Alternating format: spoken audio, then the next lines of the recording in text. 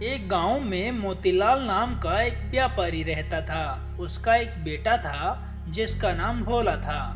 मोतीलाल का बादाम काजू बेचने का व्यापार था। मोतीलाल गांव-गांव जाकर अपने काजू बादाम बेचा करता था। मोतीलाल की तबीयत कुछ ठीक नहीं रहती थी, इसीलिए वह अब दूसरे गांव में बादाम बेचने नहीं जा सकता था। एक दिन मोतीलाल उदास बैठा हुआ था। उसी समय उसका बेटा भोला वहां पर आ गया।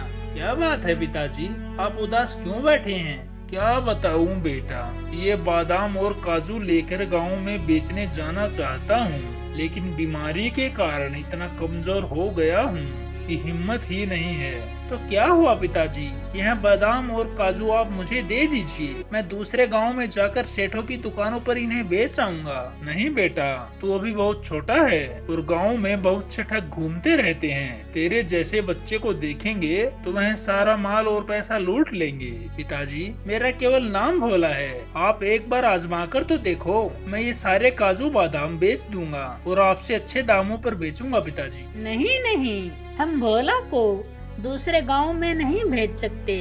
आप कहते तो मैं चली जाती, लेकिन मैंने तो गांव के बाहर का रास्ता भी नहीं देखा। माँ, तुम्हें याद है मैं एक बार पिताजी के साथ दूसरे गांव गया था, मुझे रास्ता अच्छे से याद है, मुझे जाने दो। भोला बहुत देर जिद करता है। आखिरकार मोतीलाल उसे दूसरे गांव में भेजने के लिए तैयार हो जाता है। बेटा, तू काजू और बादाम बेचने जा तो रहा है, लेकिन मेरी 3 बातें याद रखना, तुझे कोई लूट नहीं सकेगा। जी पिताजी, वह 3 बात कौन सी हैं? पहली बात यह है कि अपनी माँ से 4 रोटी ले जाना। जब भी भूख लगे तब 3 बार ये बात बोलना, उसके बाद खाना खाना। 1 खाऊं, 2 खाऊं, 3 खाऊं या चारों को खा जाऊं। और दूसरी बात यह है, जब तू रात को किसी धर्मशाला में विश्राम करने के लिए रुके तो जो भी कमरा तू ले उसकी सांकल अंदर से लगाकर देख लेना। अगर सांकल ठीक से न लगे तो अगली धर्मशाला में चले जाना। और तीसरी बात यह है पुत्र, जब भी तू किसी दुकान पर काजू बादाम दिखाए और वो सेठ कीमत कम करने के लिए बोले तो उसे ये कहना कि मैं पिताजी से पूछ कर आता हूँ। यह कहकर वहाँ से चल देना। अगर दुकानदार रोके तो ठीक है, नहीं तो दूसरी दुकान पर चले जाना। भोला ने सारी बातें ध्यान से सुनी और 4 रोटी और 1 प्याज पोटली में लेकर घर से निकल गया।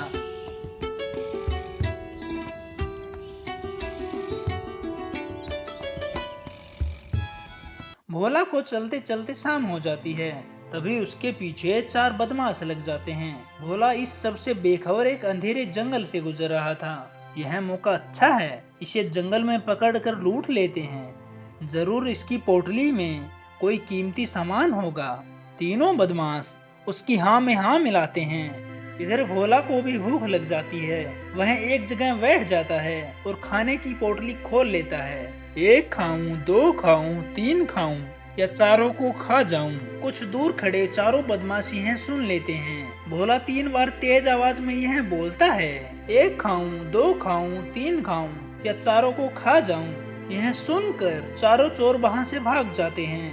भोला बेखबर अपना खाना खा रहा था।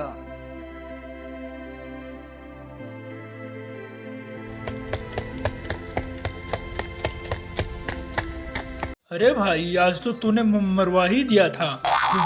वो लड़का नहीं है, भूत है भूत। वो हमें खाने की बातें कर रहा था। अच्छा हुआ वहां से भाग आए। खाना खाकर भोला एक धर्मशाला में पहुंचता है। धर्मशाला का मालिक शातिर चोर होता है। वह भोला को कमरा दिखाता है।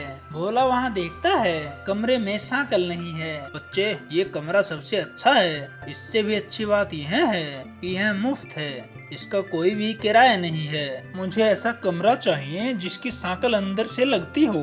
धर्मशाला का मालिक समझ जाता है कि यह बच्चा समझ गया कि रात को सोने के बाद कोई भी इसका माल चुरा लेगा।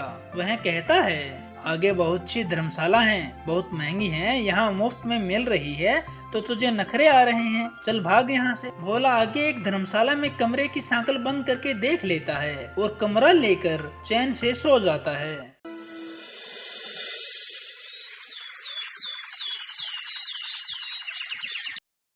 अगले दिन वह अपनी पोटली लेकर एक दुकान पर जाता है।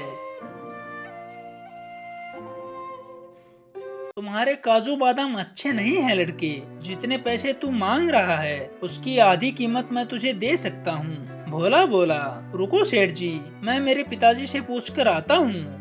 वह वहाँ से चल देता है। दुकानदार मन ही मन सोचता है, अरे मैं तो समझ रहा था ये केला है, इसके साथ तो इसका बाप भी है। सही दाम में दे रहा है, खरीद लेता हूँ। कहीं किसी और दुकानदार को माल दे दिया तो मैं क्या करूँगा। सुनो लड़के, सारे काजू बादाम तोल दो और पैसे ले लो।